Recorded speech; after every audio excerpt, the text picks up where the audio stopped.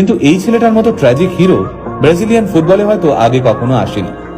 হ্যাঁ, আজ কথা হচ্ছে ফুটবলের রাজপুত্র নেইমারকে নিয়ে। নিন্দুকেরা বলেন নেইমার নাকি খেলতে খেলতে ইচ্ছে করে পড়ে যান, চোট পাওয়ার অভিনয় করেন।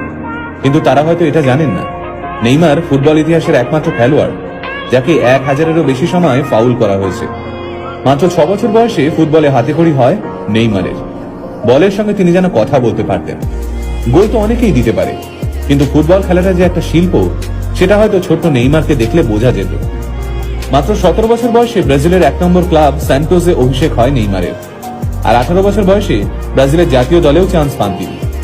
এখানে জানিয়ে রাখি, নেইমার সেই একমাত্র খেলোয়াড় যিনি ইউরোপের কোনো বড় টিমে না খেলেও ব্যালেন ডিওরের জন্য নমিনেশন পেয়েছিলেন, তাও আবার মাত্র 21 বছর বয়সে। নেইমারের যখন 18 বছর বয়স, তখন থেকেই তাকে নিজের দলে নেওয়ার জন্য ব্রাজিলের মাঠে হতে দিয়ে পড়ে থাকতো